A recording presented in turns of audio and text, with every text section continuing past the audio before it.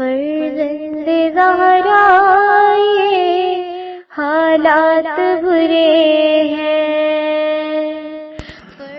کاشانۂ بصیرت ایک ایسا مکمل یوٹیوب چینل جس پر محروم بصارت کے لیے بالخصوص اور تمام افراد کے لیے بالعموم سینکڑوں کی تعداد میں اسلامی کتب دستیاب ہیں۔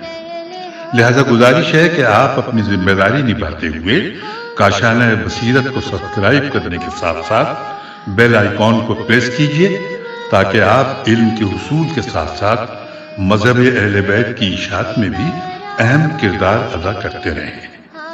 کاشانۂ بصیرت، کاشانۂ بصیرت، کاشانۂ بصیرت۔ فرزند زہرا یہ حالات برے ہیں۔ السلام علیکم ورحمۃ اللہ وبرکاتہ۔ سامعین، آپ سماعت فرما رہے ہیں سیرت امیر المومنین حضرت علی ابن ابی طالب، حصہ دوم، تالیف علامہ مفتی جعفر حسین علی اللہ مقامہ کی ہے۔ آج ہم آپ کے سامنے اس کی 27ویں ریکارڈنگ پیش کر رہے ہیں، صفحہ نمبر 332۔ عنوان ہے فن نثر۔ امیر المومنین علیہ السلام کی نثری تخلیقات علم و ادب کا عظیم سرمایہ ہیں، جن میں سائنسی انکشافات، علمی اکتشافات اور فلسفہ اور حکمت کے نکات سمٹے ہوئے ہیں۔ حضرت کو زبان بیان پر اتنا اقتدار حاصل تھا کہ طویل سے طویل تحریروں میں روانی، تسلسل، صفائی اور سبک روی میں فرق نہیں آتا، اور مختصر سے مختصر جملوں میں معنی و مطالب کی وسعت کے باوجود ادائے مطلب میں خلل واقع نہیں ہوتا، اور لفظوں کے درست بست، جملوں کی ساخت اور بندش کی تازگی سے نثر کو اس انتہا تک پہنچا دیا کہ جس کے بعد اعجاز کی حد شروع ہو جاتی ہے اور انسانی زور فصاحت دم توڑتا نظر آتا ہے۔ جچی تلی لفظیں موقع و محل کے اعتبار سے کہیں ہلکی اور پھلکی اور کہیں گونجتی گرجتی معنی سے ہم آہنگ اور شگفتگی سے ہمکنار، کیف و رنگ میں ڈوبے ہوئے جملے، زنجیر کی کڑیوں کی طرح مربوط فقرے اور قرآن و حدیث کے اسلوب میں ڈھلی ہوئی تحریریں آپ کی انشا پردازی کا خاص جوہر ہیں۔ الہیات کے دقیق مسائل کو ادبی اسلوب بیان کے امتزاج سے اتنا دلکش اور جاذب نظر بنا دیا ہے کہ نظریں کلام کی لفظی اور معنوی خوبیوں پر جم کر رہ جاتی ہیں، اور فلسفہ ادب پارے کے روپ میں نظر آنے لگتا ہے اور اخلاقی واعظ کو اس شیریں انداز میں پیش کیا ہے کہ موعظات کی تلخی کا احساس نہیں ہونے پاتا اور بات دل کی گہرائیوں میں اتر جاتی ہے، اور جہاں موت کی ہولناکی، نزع کی بے چینی، قبر کی تنہائی، تیمارداروں کی مایوسی اور دنیا کی بے ثباتی کا نقشہ کھینچا ہے، وہاں موت پوری ہولناکیوں کے ساتھ آنکھوں کے سامنے کھڑی نظر آتی ہے، اور جہاں اپنے قلع کے گوہربار سے طاؤس کی خوش رنگی اور خوش خرامی، اجالوں میں چیونٹی کی نقل و حرکت اور گھب اندھیروں میں چمگادڑ کی اڑان اور ٹڈی دل کی تکاپو کی تصویر کشی کی ہے، وہاں صانع عالم کے حسن آفرینش کا نقشہ نظروں کے سامنے کھنچ جاتا ہے۔ حسن ضیاءت نے امام علی علیہ السلام کی ان نگارشات کے بارے میں لکھا ہے کہ ان کا شمار عربی ادب کے معجزوں میں ہوتا ہے، اور یہ روایت تاریخ الادب العربی میں موجود ہے۔ اسی طرح ہر دور کے ادبا اور فصحا نے آپ علیہ السلام کی غیر معمولی قدرت اظہار اور زبان و بیان اور طرز ادا کی ندرت کا اعتراف کرتے ہوئے کلام خدا اور رسول صلی اللہ علیہ وآلہ وسلم کے بعد آپ علیہ السلام کے کلام کو ہر کلام سے فصیح تر قرار دیا ہے، اور عظیم قلمکاروں نے آپ علیہ السلام کی طرز نگارش کی تطبیق سے تحریر اور انشاء کا سلیقہ سیکھا۔ چنانچہ عبد الحمید ابن یحییٰ متوفی 132 ہجری، ابن نفع متوفی 142 ہجری، ابن نباتہ متوفی 374 ہجری، ایسے بلند پایہ انشا پردازوں نے اپنی اعلیٰ ادبی صلاحیتوں کے سرچشمے آپ کے خطبات اور تحریرات کو قرار دیا، اور آپ کے اسلوب نگارش کی رہنمائی سے ادبی شاہکار تخلیق کیے۔ ابن ابی الحدید تحریر کرتے ہیں، آپ ہی سے لوگوں نے خطبات اور انشاء پردازی کا فن سیکھا۔ علماء ادب نے نثر کی 4 قسمیں کی ہیں: مرصع، مسجع، مرجز اور آری۔ ان قسموں کی اصطلاحی معنی اور حضرت علیہ السلام کے کلام سے ان کی ایک ایک مثال درج کی جاتی ہے تاکہ یہ واضح ہو جائے کہ آپ علیہ السلام ان 4 قسموں پر یکساں اقتدار رکھتے تھے۔ نثر مرصع یہ ہے کہ دو فقروں کے تمام الفاظ متحد الوزن اور آخری الفاظ ہم قافیہ ہوں۔ حضرت فرماتے ہیں، وہ دور تک بڑھ جانے والا اور بڑے زور سے حملہ کرنے والا ہے۔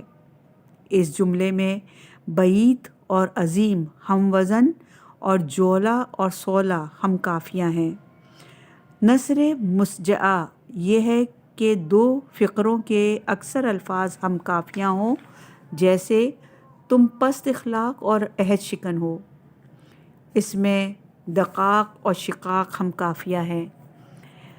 نثر مرجز یہ ہے کہ 2 فقروں کے اکثر الفاظ ہم وزن ہوں، جیسے وہ ایسا چراغ ہے جس کی روشنی لو دیتی ہے اور ایسا روشن ستارہ ہے جس کی نور ضیاء پاش ہے۔ اس میں سراج، شہاب لمع اور سطح ہم وزن ہیں۔ نثر آری وہ ہے جس میں وزن و قافیے کی پابندی نہ کی گئی ہو، جیسے تمہیں سب طریقوں میں سے وہ طریقہ پسند ہونا چاہیے جن کے اعتبار سے بہترین، انصاف کے لحاظ سے سب کو شامل اور رعایا کی زیادہ سے زیادہ افراد کی مرضی کے مطابق ہو۔ حضرت کے نثری کلمے جو آپ علیہ السلام کی زبان سے سنے گئے یا قلم سے صفحہ قرطاس پر آئے، متعدد کتابوں میں جمع کیے گئے ہیں۔ ان میں سے اہم مجموعے یہ ہیں: نہج البلاغہ، جو کہ علامہ شریف رضی متوفی 406 ہجری کی مشہور ترین تالیف ہے، جس میں حضرت علی علیہ السلام کے خطبات، مراسلات اور کلمات حکیمہ منتخب کر کے ترتیب کیے گئے ہیں۔ مستدرک النہج البلاغہ اس کی جامع شیخ ہادی ابن شیخ عباس نجفی نے ہے۔ دستور معلم الحکم اس کے جامع ابو عبداللہ محمد بن سلامہ قزوی ہیں۔ نثر لیالی اس کے جامع ابو الطبرسی صاحب تفسیر مجموع البیان ہے۔ غر الحکم اور دار الحکم اس کے جمع کرنے والے عبدالواحد آمدی تمیمی ہیں۔ قلائد حکم اور فرائد حکم اس کے جامع قاضی ابو یوسف اسفرانی ہیں۔ تحفہ العقول یہ ابو سعد حسن بن علی ابن شعبہ کی تالیف ہے۔ اس میں امیر المومنین علیہ السلام کے خطبات اور کلمات کے علاوہ دوسرے ائمہ اطہار کے ارشادات بھی درج ہیں۔ کتاب مطلوب کل طالب ابن من کلام علی ابن ابی طالب علیہ السلام اس کے جامع ابو اسحاق و عودہ انصاری ہیں۔ صحیفہ الویہ اس کے مرتب عبداللہ ابن صالح امین جمعہ متوفی 1135 ہجری ہیں۔ الف کلمہ اس کے جامع ابن ابی الحدید معتزلی شرح نہج البلاغہ ہیں۔ مائت الکلمہ اس کے جامع ابو عثمان جاحظ ہیں۔ نظم الغرر و فصیح الدرر اس کے جامع مرزا عبد الکریم ابن محمد یحییٰ قزوینی ہیں۔ عیون الحکم اور معاذہ اس کے جامع شیخ علی بن محمد واسطی ہیں۔ کثیر السعادتین اس کے جامع اسد ابن عبد القہر اصفہانی ہے۔ صفحہ نمبر ہے 335۔ عنوان ہے علم القراءۃ والکتابہ۔ حروفوں کی ترکیبی اور غیر ترکیبی شکلوں اور مختلف اشکال حروف کی امتیازی علامتوں کو پہچاننے کا نام علم القراءۃ اور انہیں قلم بند کرنے کے طریقہ کار کا نام علم الکتابہ ہے۔ اس نوشت اور خواند کی ایجاد ضرورت کے زیر اثر ہوئی اور اپنی افادیت کی بنا پر دنیا کے گوشے گوشے میں پھیل گئی۔ تحریری سے علوم و فنون کو بقا اور دوام حاصل ہوتا ہے اور دانشمندوں کے تجربات اور مشاہدات دست برد زمانہ سے محفوظ کیے جاتے ہیں۔ ابتدا میں تصاویر اور نقوش کے ذریعے مختلف واقعات ظاہر کیے جاتے تھے اور یہ تصویریں حروف تہجی کا کام دیتی تھیں۔ یہ تصویری تحریریں آشور، بابل اور مصر میں ہیکلوں، معبودوں اور مقبروں پر ثبت کی جاتی تھیں اور اس طرح اہم واقعات تاریخی اعتبار سے محفوظ کر لیے جاتے تھے۔ امیر المومنین علیہ السلام نے بھی اس تصویری رسم الخط کی طرف اشارہ فرمایا ہے۔ چنانچہ آپ علیہ السلام سے دریافت کیا گیا کہ اہرام مصر کی بنا کب رکھی گئی؟ آپ نے فرمایا کہ کیا اس پر کوئی تصویر بنی ہوئی ہے؟ بتایا گیا کہ اس پر گدھ کی تصویر ہے جس کے پنجے میں کیکڑا جکڑا ہوا ہے۔ فرمایا اہرام کی بنیاد اس وقت رکھی گئی جب ستارہ نصر برج سرطان میں تھا، اور یہ روایت غیاث اللغات صفحہ نمبر 494 پہ ہے۔ حاشیے میں درج ہے کہ اہرام مصر فرعون مصر کے مقبرے ہیں۔ ان میں بڑے عمرہ خوفو نے اپنے فن کے لیے تعمیر کیا تھا اور یہ ایک وسیع رقبے پر 485 فٹ کی بلندی پر واقع ہے اور اس کے قریب غازر اور مکتکاؤ را کے 2 عمرہ میں جو بلندی اور پھیلاؤ میں اس سے چھوٹے ہیں۔ عمرہ کبیر کی تعمیر 1 لاکھ انسانوں کی محنت شاقہ کے نتیجے میں 20 سال کے عرصے میں پایہ تکمیل کو پہنچی۔ یہ اہرام مصر کے بارے میں تھوڑی سی تفصیل بتائیے۔ ستارے نصر کی صورت نصر گدھ کی سی ہوتی ہے، اس لیے اسے گدھ کی صورت میں پیش کیا گیا ہے، اور برج سرطان کی صورت سرطان یعنی کیکڑا سے ملتی جلتی ہے۔ نصر 2000 سال میں ایک برج سے دوسرے برج میں منتقل ہوتا ہے، لہٰذا یہ دیکھ کر کہ ستارہ نصر یہ نون سین رے ہے کس برج میں ہے، اس کے زمانہ تعمیر کی مدت متعین کی جا سکتی ہے۔ اس تصویری خط کے بعد مختلف آوازوں کے لیے مختلف علامتیں واضح کی گئیں جنہیں حروف کہا جاتا ہے۔ ان حروف کے ذریعے تحریر کا کام آسان اور مختصر ہو گیا اور تصویری خط کی ضرورت ختم ہو گئی۔ اس حروفی تحریر میں مصریوں اور چینیوں کو تقدم حاصل ہے۔ مصریوں نے یہ فن فسکیوں سے سیکھا جو شام کے مغربی ساحل پر حکمران تھے۔ انہی سے فرمایا کہ مغربی دنیا نے سیکھا اور یونانیوں نے ان کے حروف تہجی پر اپنے ہاں کے حروف کی بنیاد رکھی۔ ظہور اسلام سے کچھ عرصے قبل حجاز میں تحریر و کتابت کا رواج تھا۔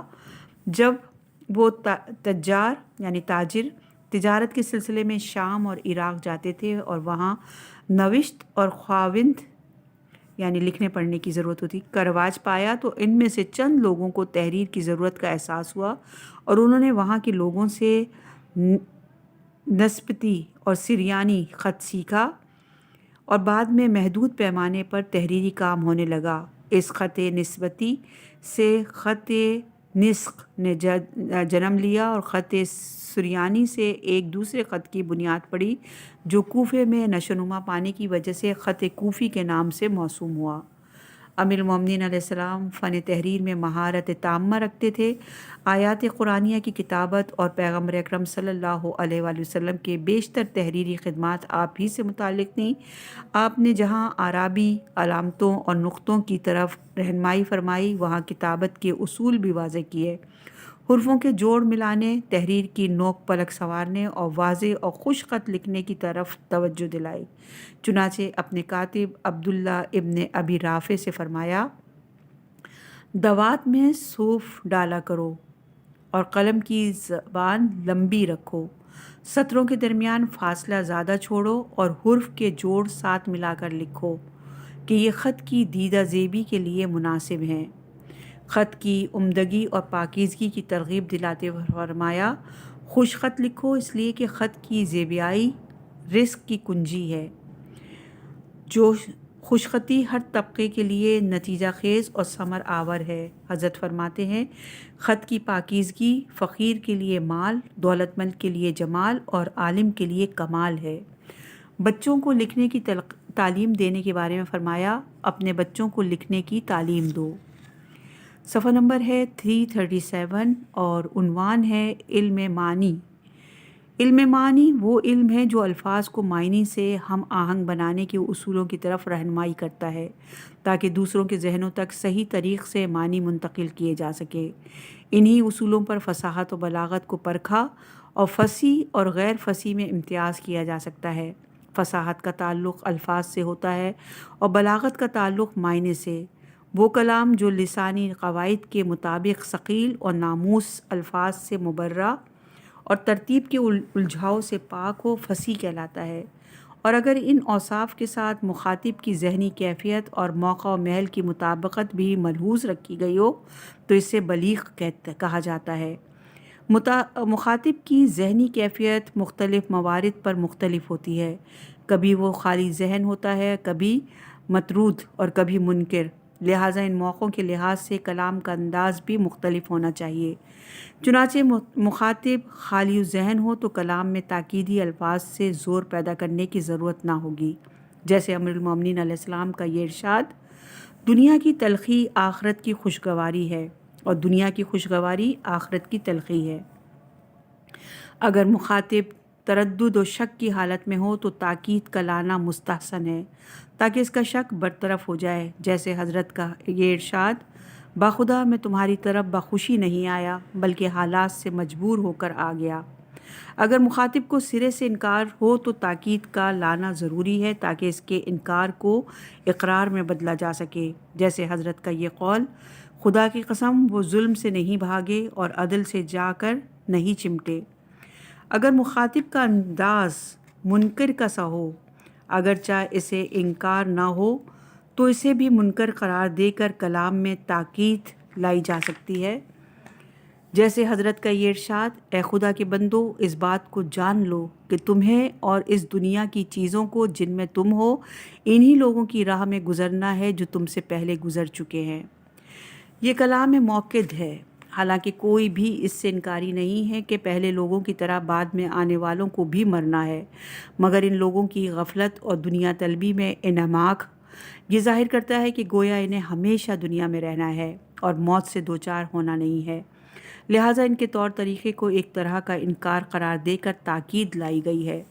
کبھی منکر کو غیر منکر قرار دے لیا جاتا ہے جبکہ وہ ایک ایسی حقیقت ثابتہ کا انکار کرے جو ہر شک و شبے سے بالاتر ہو، تو ایسے موقع پر اگرچہ کلام کو موقد ہونا چاہیے مگر ایسے انکار کو بے وزن اور ناقابل اعتنا ٹھہراتے ہوئے تاکید ترک کر دی جاتی ہے، جیسے اہل بیت علیہ السلام کے بارے میں حضرت کا یہ ارشاد: انہی کے بارے میں پیغمبر صلی اللہ علیہ وآلہ وسلم کی وصیت اور انہی کے لیے وراثت ہے۔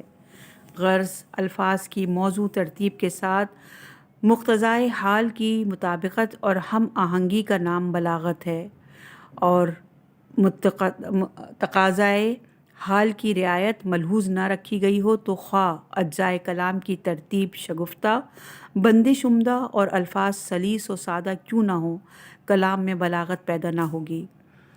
علم معنی کی رعایت سے کلام کو تقاضۂ حال کے مطابق ڈھالا اور لفظوں کی تقدیم و تاخیر اور حسن ترتیب سے بلاغت کا جوہر پیدا کیا جا سکتا ہے۔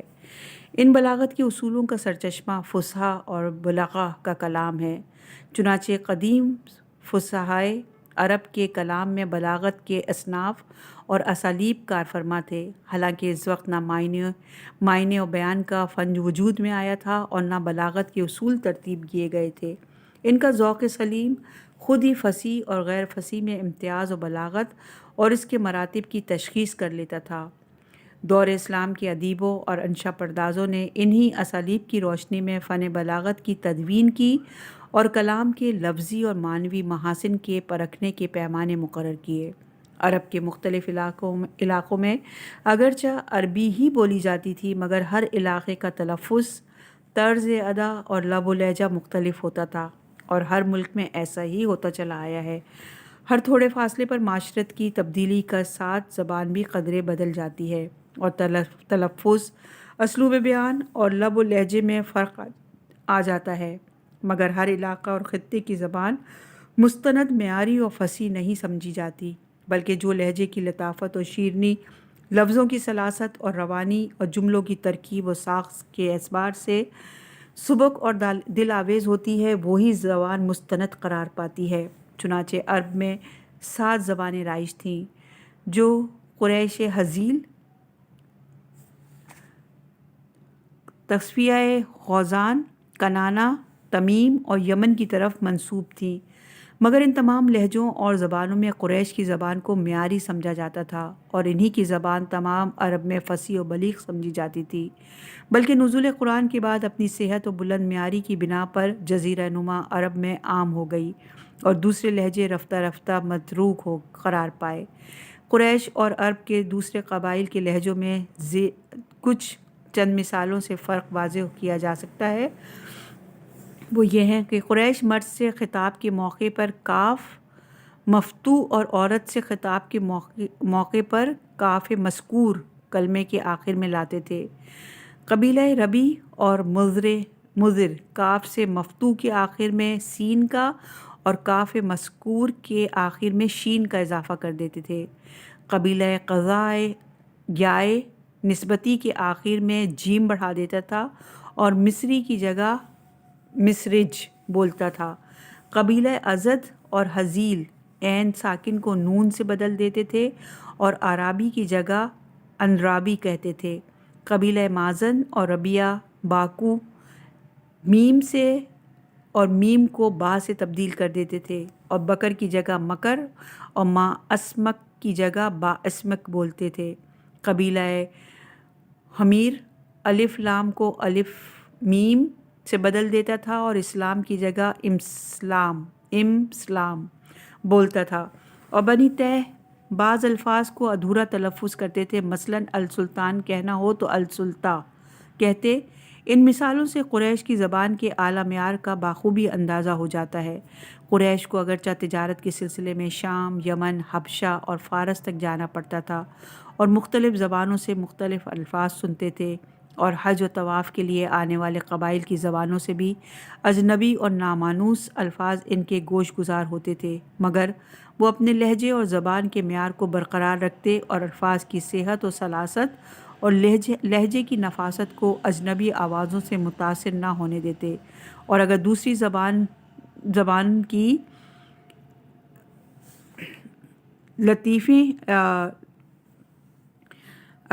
زبان کی کچھ الفاظ استعمال کرنے کی انہیں ضرورت محسوس ہوتی تو وہ اپنے ذوق سلیم اور لب و لہجے کے مطابق ان کی نوک پلک کی درستی اور اصلاح کر کے استعمال کرتے، اور جو الفاظ ثقیل اور نا ترشیدہ ہوتے وہ اور ان کے معیار پر پورا نہ اترتے تو انہیں اپنی زبان پر نہ آنے دیتے۔ اس طرح زبان کی نفاست اور رعنائی بھی برقرار رہتی اور الفاظ کا سرمایہ بھی بڑھتا رہتا۔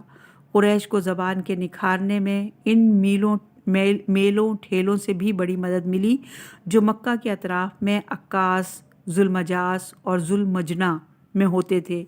ان میلوں میں خرید و فروخت کے علاوہ ادبی اور ثقافتی اجتماعات بھی ہوتے تھے، اور مختلف قبیلوں کے خطباء اور شعراء زبان آوری کے جوہر دکھاتے اور اظہار و ابلاغ کے نئے اسلوب سننے میں آتے۔ ان اجتماعات میں قریش بھی شریک ہوتے اور ادبی محفلوں میں پوری سرگرمی سے حصہ لیتے، اور اس طرح مکے کی میں زبان پرورش پاتی اور پھلتی پھولتی رہی، اور جہاں زبان نشو و نما پاتی اور نکھرتی سنورتی ہے وہیں کی زبان مستند اور معیاری سمجھی جاتی ہے۔ امیر المومنین علیہ السلام نے بھی مکہ کی لسانی برتری کا اظہار کیا ہے، چنانچہ کچھ لوگوں نے آپ علیہ السلام سے کہا کہ ہم نے آپ علیہ السلام سے بڑھ کر فصیح اور زبان آور نہ دیکھا اور نہ سنا ہے۔ آپ علیہ السلام نے فرمایا، ایسا کیوں نہ ہو جبکہ میرا مولد یعنی میری ولادت مکہ ہے۔ جورج جردق مسیحی نے تحریر کیا کہ حضرت نے ایک ایسے خطے میں نشو و نما پائی جس میں طبیعت نکھرتی اور سنورتی ہے۔ اس علم اور ادب کی بہار آفرین سرزمین پر نشو و نما پانے کا یہ اثر تو ہونا ہی تھا کہ آپ علیہ السلام میں زبان اور بیان کی وہ تمام خوبیاں موجود ہیں جو اہل زبان کی زبان کا جوہر ہیں، لیکن ان تمام خوبیوں کے علاوہ آپ علیہ السلام نے اپنے ذوق اور وجدان سلیم سے ادب کے مزید خد و خال نکھارے اور ایسے اسلوب واضح کیے جن سے بلاغت کی نئی راہیں کھلیں، اور زبان و بیان میں ادبی لہریں رواں دواں ہوئیں۔ آپ علیہ السلام ہی کے زور بیان نے قریش کا ادبی معیار بلند کیا اور بلاغت کے نئے اسلوب ان کے ذہن نشین کیے۔ معاویہ ابن ابی سفیان کا قول ہے کہ خدا کی قسم قریش کے لیے فصاحت کی راہیں آپ علیہ السلام ہی نے ہموار کی۔ آپ علیہ السلام کی طبیعت میں فصاحت و بلاغت اس طرح رچی بسی ہوئی تھی کہ آپ علیہ السلام کی ہر تقریر مختصر ہو یا طویل بلاغت کا نادر نمونہ ہوتی تھی، اور ہر تحریر ادب کا لافانی پارا، نہ کبھی تراش خراش کی نوبت آئی اور نہ کاٹ چھاٹ کی ضرورت محسوس ہوئی، بلکہ جو کہا اجمالاً کہا اور جو لکھا قلم برداشتہ لکھا۔ اس کے باوجود فصاحت کا وہ معیار قائم کیا جو فصحائے عالم کی پرواز سے بلند تر رہا۔ محمد حسن زیات لکھتے ہیں، رسول اللہ کے بعد اگلے پچھلے لوگوں میں علی علیہ السلام سے فصیح تر کوئی نہ تھا، اور یہ روایت تاریخ الادب العربی میں موجود ہے۔ ہر وہ شخص جو اسلوب کلام عرب سے واقف ہو، آپ علیہ السلام کے خطبات اور تحریرات پر نظر کرنے کے بعد فیصلہ کر سکتا ہے کہ آپ علیہ السلام کا کلام لفظوں کی شگفتگی، جملوں کی برجستگی، اسلوب کی لطافت اور مقتضائے حال کی رعایت میں مثل و نظیر نہیں رکھتا، اور عرب کے بلند پایہ ادیبوں اور انشا پردازوں نے اس کا اعتراف کیا ہے۔ انہوں نے حضرت علیہ السلام کے خطبوں اور مکاتب سے استفادہ کر کے تحریر کے اسلوب سیکھے، اور آپ علیہ السلام کے طرز نگارش سے بلاغت کے اصول اخذ کیے۔ علامہ شریف رضی نے تحریر کیا، امیر المومنین علیہ السلام فصاحت کا سرچشمہ اور بلاغت کا مخرج اور منبع تھے۔ فصاحت و بلاغت کی چھپی ہوئی باریکیاں آپ ہی سے ظاہر ہوئیں، اور آپ ہی سے اس کے اصول و قواعد سیکھے۔ صفحہ نمبر ہے 341 اور عنوان ہے علم البیان۔ علم بیان وہ علم ہے جس میں معنی مجازی کے استعمال کے مختلف پیرائے اور اسلوب زیر بحث لائے جاتے ہیں۔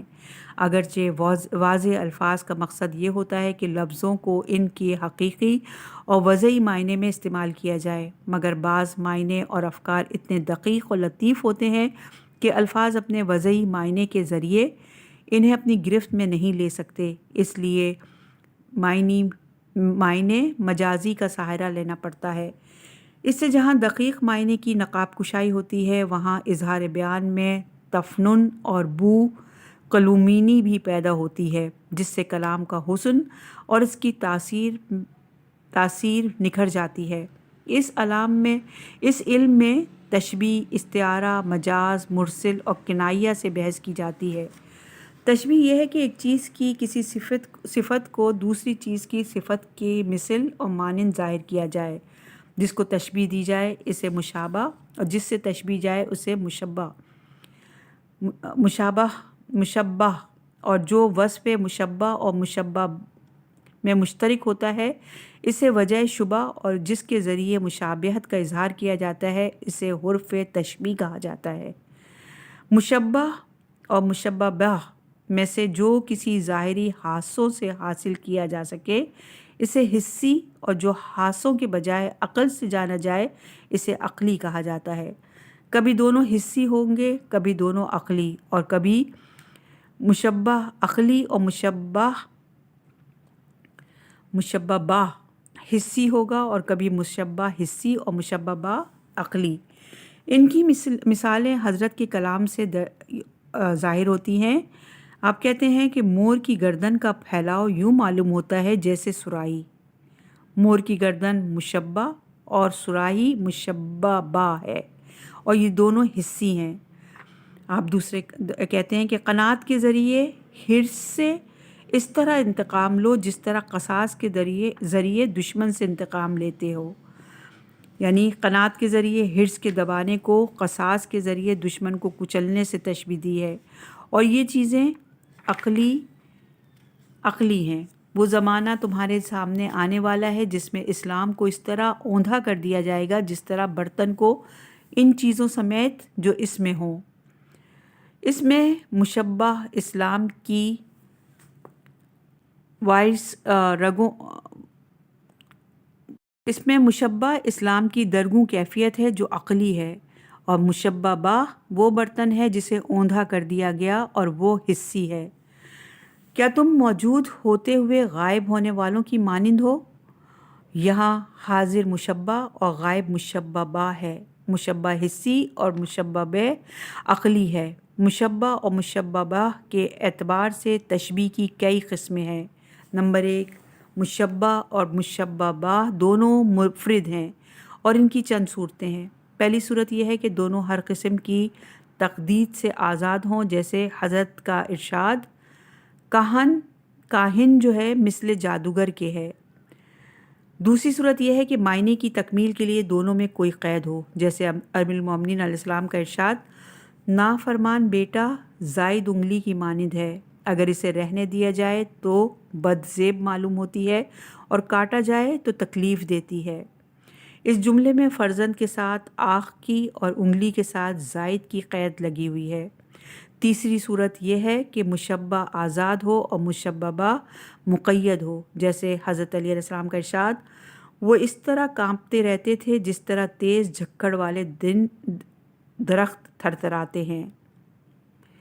خوف سے کانپنا مشبہ اور درخت کا ہلنا مشبہ باہ ہے، جس کے ساتھ طوفانی ہوا کی قید ہے۔ نمبر 2، مشبہ اور مشبہ باہ دونوں مرکب ہیں، جیسے حضرت کا یہ قول رائیوں کی کثرت اس ہنڈیا کی مانند ہے جس کے پکانے میں بہتوں کا ہاتھ ہو، نہ وہ رائیں خرابی سے بچتی ہیں اور نہ ہنڈیا خوش ذائقہ ہوتی ہے۔ اس میں مشبہ اور مشبہ باہ دونوں کی حیت مرکب ہے۔ نمبر 3، مشبہ اور مشبہ باہ میں سے ایک مفرد اور ایک مرکب، جیسے مور کی تشبیہ دیتے ہوئے فرمایا وہ رنگ برنگ کے ان نگینوں کی طرح ہے جو مرصع بجواہر چاندی میں دائروں کی صورت میں پھیلا دیے گئے ہوں۔ اس میں مشبہ مفرد اور مشبہ باہ مرکب ہے۔ تشبیہ کی ایک تقسیم یہ ہے کہ مشبہ متعدد اور مشبہ باہ ایک ہو۔ مشبہ ایک اور مشبہ باہ متعدد ہوں، جیسے حضرت کا یہ ارشاد کسی ادنا اور ذلیل سے نیکی کرنے والا ایسا ہی ہے جیسے خنزیر کی گردن میں سونے کا ہار ڈالنے والا، یا کتے کے کانوں میں موتی لٹکانے والا، یا گدھے کو بیل بوٹے دار لباس پہنانے والا، یا سانپ کو شہد چٹانے والا۔ اس میں مشبہ ایک اور مشبہ باہ 4 ہیں۔ وجہ شبیہ یعنی وصف مشترک کے اعتبار سے تشبیہ کی 2 قسمیں ہیں۔ نمبر 1، وہ وصف مشبہ اور مشبہ باہ میں واقعاً ثابت ہو، یعنی 2 وصف مشبہ اور مشبہ باہ میں واقعاً ثابت ہوں، جیسے خدا کی قسم میرے بعد تم بنی امیہ کو اپنے لیے بدترین حکمران پاؤ گے، وہ ایک بوڑھی اور سرکش اونٹنی کی مانند ہیں۔ اس میں بنی امیہ کو کاٹنے والی بوڑھی ناقے سے تشبیہ دی ہے، اور وجہ شبہ منظوری اور تندخوئی ہے، اور یہ صفت دونوں میں واقعاً پائی جاتی تھی۔ نمبر 2، وہ وصف مشترک مشبہ اور مشبہ باہ دونوں میں ایک میں فرض کر لیا گیا ہو، جیسے وہ ایسے فتنے ہوں گے جیسے اندھیری رات کے ٹکڑے۔ اس میں فتنے مشبہ اور تاریک رات مشبہ باہ ہے، اور وجہ مشبہ تاریکی ہے اور مشبہ میں فرض کر لی گئی ہے۔ حرف تشبیہ کے اعتبار سے تشبیہ کی 2 قسمیں ہیں، موقت اور مرسل۔ تشبیہ موقت کی ایک صورت یہ ہے کہ حرف تشبیہ محذوف ہو، جیسے تم اس طرح پیچ و تاب کھانے لگے جس طرح گہرے کنویں میں رسیاں لرزتی اور تھرتھراتی ہیں۔ اس میں لوگوں کی بے چینی کو کنووں میں رسیوں کے لڑکھڑانے سے تشبیہ دی ہے، اور حرف تشبیہ محذوف ہے۔ دوسری صورت یہ ہے کہ حرف تشبیہ کو حذف کر کے مشبہ باہ کو مشبہ کی طرف مضاف کر دیا جائے، جیسے چراغوں کی طرح چمکتے ہوئے ستارے آویزاں کیے۔ ستارہ مشبہ اور چراغ مشبہ باہ جو مشبہ کی طرف مضاف ہیں۔ تشبیہ مرسل یہ ہے کہ حرف تشبیہ مذکور ہو، جیسے جو عمل نہیں کرتا وہ دعا مانگتا ہے، وہ ایسا ہے جیسے بغیر چلہ کمان کے تیر چلانے والا۔ استعارہ یہ ہے کہ کسی لفظ کو اس کے اصل معنی کے بجائے کسی اور معنی میں استعمال کیا جائے، جبکہ ان دونوں معنوں میں تشبیہ کا تعلق ہو۔ تشبیہ اور استعارہ میں فرق یہ ہے کہ تشبیہ میں مشبہ اور مشبہ بہ دونوں کا ذکر ہوتا ہے، مگر استعارہ میں مشبہ کا ذکر نہیں ہوتا، بلکہ مشبہ بہ کا ذکر کر کے اس سے مشبہ مراد لیا جاتا ہے۔ اس میں مشبہ کو مستعار لا، مشابہ کو مستعار منہ اور وجہ شبہ کو وجہ جامع کہا جاتا ہے۔ مستعار لا، مستعار منہ اور وجہ جامع کے اعتبار سے استعارہ کی 6 قسمیں ہیں۔ یہ اقسام اور ان کی امثلہ حضرت علی علیہ السلام کے کلام میں درج ہیں۔ نمبر 1، مستعار لا، مستعارہ منہ اور وجہ جامع سب حصی ہوں، جیسے ان میں ذو پاش چراغ رواں کیا، ان میں ذو پاش چراغ رواں کیا۔ اس میں سورج مستعار لا، چراغ مستعار منہ اور روشنی اور ضیاء وجہ جامع ہیں اور یہ سب حصی ہیں۔ نمبر 2، طرفین استعارہ حصی ہوں اور وجہ جامع عقلی ہو، جیسے انہوں نے شجرہ ایک ہونے سے تو استدلال کیا لیکن اس کے پھلوں کو ضائع اور برباد کر دیا۔ اس میں مستعار آپ علیہ السلام کی ذات اور مستعار منہ ثمر ہے اور وجہ جامع تعلق اور لگاؤ ہے، یعنی جس طرح ثمر کو شجر سے لگاؤ ہوتا ہے اسی طرح آپ کو پیغمبر اکرم صلی اللہ علیہ وآلہ وسلم سے تعلق اور لگاؤ تھا۔ اس میں طرفین استعارہ حصی اور وجہ جامع عقلی ہے۔ نمبر 3، طرفین استعارہ عقلی ہوں اور وجہ جامع بھی عقلی ہو، جیسے اسے خوابگاہ کی ایک تنگ گوشے میں تنہا چھوڑ دیا گیا۔ اس میں قبر کو خوابگاہ سے تعبیر کر کے خواب سے موت کا استعارہ کیا ہے۔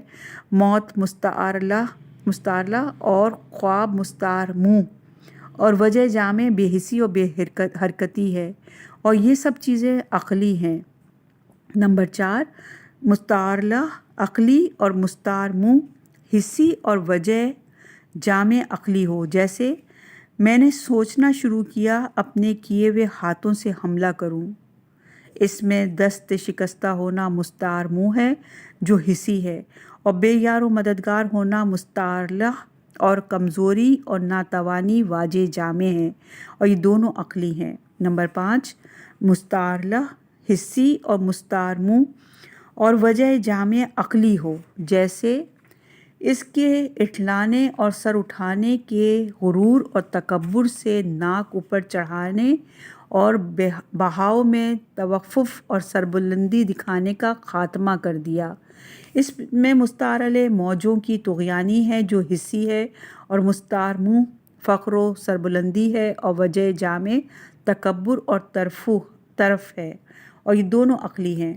نمبر 6، مستعار علیہ اور مستعار منہ دونوں حسی ہوں اور وجہ جامع مرکب ہو، یعنی ایک پہلو سے حسی اور ایک پہلو سے عقلی ہو، جیسا کہ آل محمد علیہ السلام کے بارے میں حضرت کا یہ ارشاد، جب ایک ستارہ ڈوبتا ہے تو دوسرا ستارہ ابھر آتا ہے۔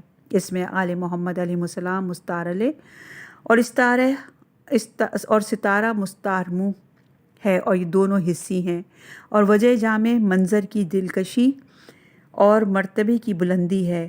حسن منظر حسی اور بلندی مرتبت عقلی ہے۔ مستعار علیہ اور مستعار منہ کے اعتبار سے استعارہ کی 2 قسمیں ہیں،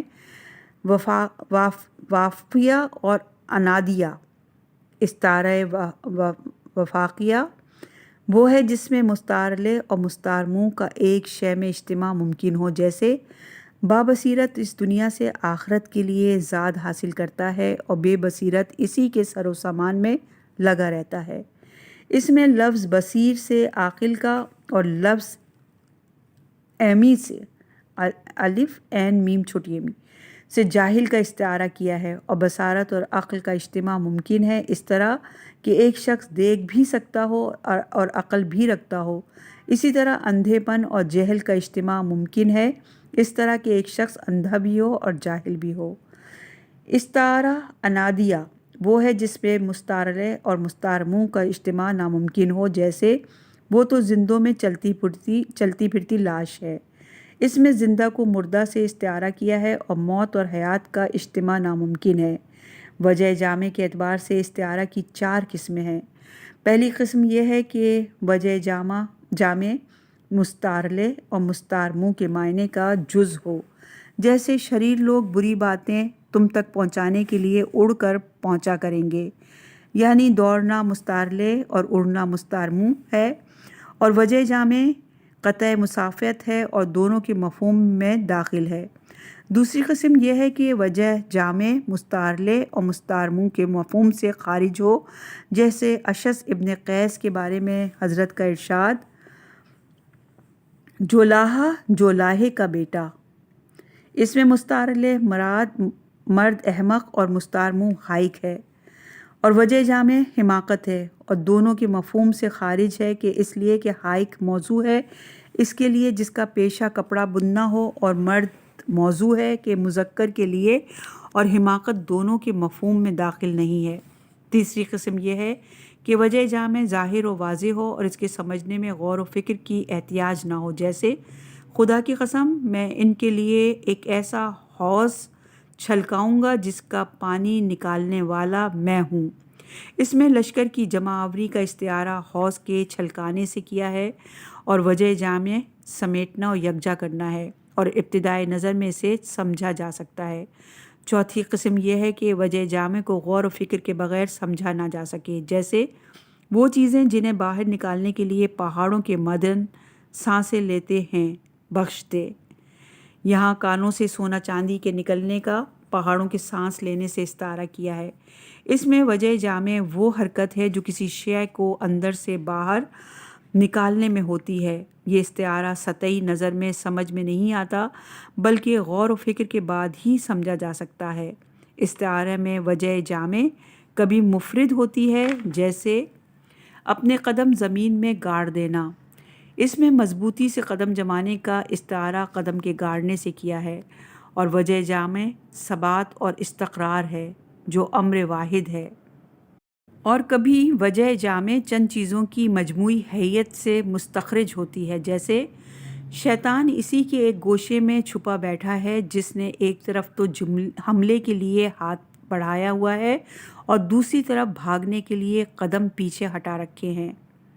اس میں امیر شام یا عمرو ابن عاص کی متردانہ کیفیت کو اس شخص کی حالت سے تشبیہ دی ہے جو کسی کام کے کرنے میں متروط ہو اور کبھی آگے بڑھتا ہو اور کبھی قدم پیچھے ہٹاتا ہو۔ ان اقسام کے علاوہ استعارے کی 3 قسمیں ہیں اور ہیں متعلقہ، مجردہ اور مرثحہ۔ استعارہ مطلقہ یہ ہے کہ اس میں نہ مستعارلہ کے مناسبت مذکور ہے اور نہ مستعارمو کے، جیسے جولاہا جولاہے کا بیٹا۔ اس میں مرد احمق مستعارلہ اور حائق مستعارمو ہے، اور ان دونوں کے مناسب کوئی لفظ نہیں ہے۔ استعارہ مجردہ یہ ہے کہ اس میں مستعارلہ کے مناسبت مذکور ہوں، جیسے پیغمبر اکرم صلی اللہ علیہ وآلہ وسلم کے بارے میں حضرت کا ارشاد، انہیں شہرت یافتہ دین منقول شدہ نشان کے ساتھ بھیجا۔ اس میں شرع مستعارلہ اور علم پہاڑ مستعارمو ہے، اور لفظ ماثور منقول شرع کے مناسبت سے ہے۔ استعارہ مرثجہ یہ ہے کہ اس میں مستعارمو کے لوازم اور مناسبت مرکوز ہوں، جیسے بنی تمیم تو وہ ہیں جب بھی ان کا کوئی ستارہ ڈوبتا ہے تو اس کی جگہ دوسرا ابھر آتا ہے۔ اس میں قبیلہ بنی تمیم کے سرداروں کو ستاروں سے استعارہ کیا ہے۔ ستارہ مستعارمو ہیں اور طلوع اور غروب اس کی مناسبت سے ہے۔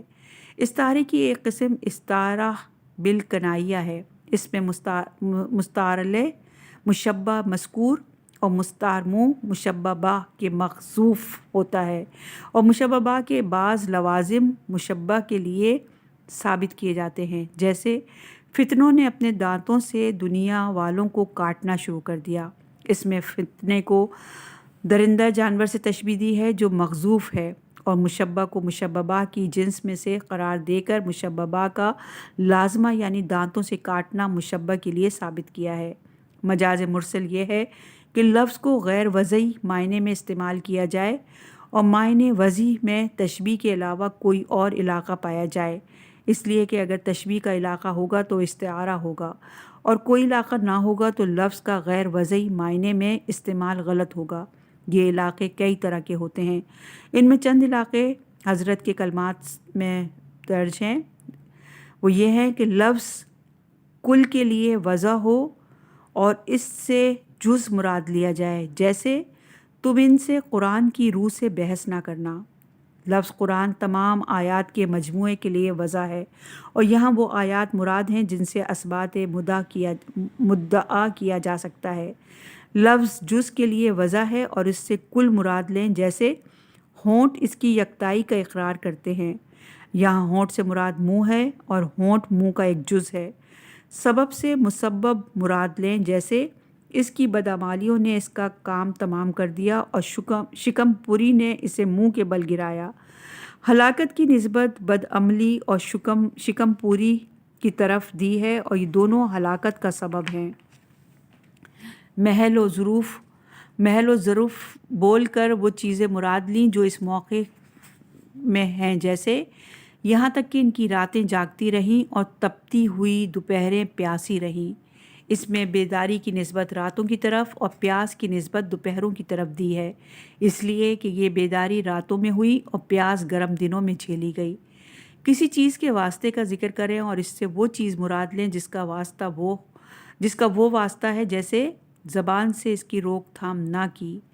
زبان اصل وضع کے اعتبار سے آلہ گویائی کا نام ہے، اور یہاں حرف اور سخن مراد ہے جو زبان کے واسطے سے گوش گزار ہوتی ہے۔ کنایہ یہ ہے کہ کسی لفظ سے اس کے لازم معنی مراد لیے جائیں۔ کنایہ اور مجاز میں فرق یہ ہے کہ کنایے میں حقیقی معنی کے خلاف قرینہ نہیں ہوتا، اس لیے حقیقی معنی بھی مراد لیے جا سکتے ہیں، اور مجاز میں حقیقی معنی مراد نہیں لیے جا سکتے، کیونکہ اس میں حقیقی معنی کے خلاف قرینہ قائم ہوتا ہے۔ کنایہ کی مثال یہ ہے کہ زمین میں اس کی پامالیاں سخت سے سخت ہو گئیں۔ زمین کی پامالی کنایہ ہے ظلم و جور سے، لیکن حقیقی معنی بھی مراد لیے جا سکتے ہیں۔ کنایہ کی 4 قسمیں ہیں: تعریض، تلویح، رمز اور ایماء و اشارہ۔ تعریض یہ ہے کہ کنایے میں موصوف مذکور نہ ہو، لیکن ایسا قرینہ موجود ہو جس سے وہ واضح طور پر سمجھ میں آ جائے، جیسے اس پرچم کی طرف رہنمائی کرنے والا وہ ہے جو بات کہنے میں جلد بازی نہیں کرتا اور نہ اقدام میں تاخیر کرتا ہے، اور جب کسی امر کو لے کر کھڑا ہو جائے تو پھر تیز گام ہے۔ اگرچہ ان صفات کے موصوف کا صراحتاً ذکر نہیں ہے، مگر محل و مقام سے سمجھا جا سکتا ہے کہ حضرت نے اپنی ذات کی طرف اشارہ کیا ہے۔ تلویح یہ ہے کہ لازم سے ملزوم تک کثرت سے وزائد ہوں، جیسے معاویہ تو یہ چاہتا ہے کہ بنی ہاشم میں سے کوئی آگ میں پھونکنے والا نہ رہے، مگر یہ کہ اس کے دل کی رگوں کو نیزے کا نشانہ بنا دیا جائے۔ یہ کنایہ ہے بنی ہاشم کے مکمل خاتمے سے، اس طرح کہ جب کوئی آنکھ میں پھونکنے والا نہ رہے گا تو آنکھ کے جلنے کی نوبت نہ آئے گی، اور آگ جلنے کی نوبت اس لیے نہیں آئے گی کہ کوئی باقی رہا ہی نہیں کہ آگ جلائے اور کھانا پکائے۔ اس میں ملزوم تک متعدد وسائط ہیں۔ رمز یہ ہے کہ اس میں وسائط زیادہ نہ ہو مگر تھوڑی بہت پوشیدگی ہو، جیسے یہ ٹیڑھا ڈھانچہ اور اوندھا جسم۔ یہ معاویہ کی بہرہ روی سے کنایہ ہے۔ اس طرح کے راست قامت ہونا انسان کا اور سر فگندہ ہونا حیوان کا وصف ہے، اسی لیے قرآن مجید میں راست گو کو راست قامت اور کج رو کو سرنگوں ہو کر چلنے والا کہا گیا ہے۔ چنانچہ ارشاد ہے، کیا وہ شخص زیادہ ہدایت یافتہ ہوگا جو اپنے منہ کے بھل چلے، یا وہ شخص جو برابر سیدھے راستے پر چل رہا ہو؟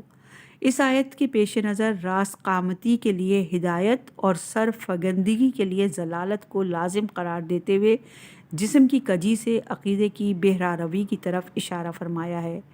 ایما وہ اشارہ ہے کہ نہ متعدد واسطے ہوں اور نہ کوئی پوشیدگی ہو، جیسے وہ پیٹ پھیلائے سرگنی اور چارے کے درمیان کھڑا ہوا۔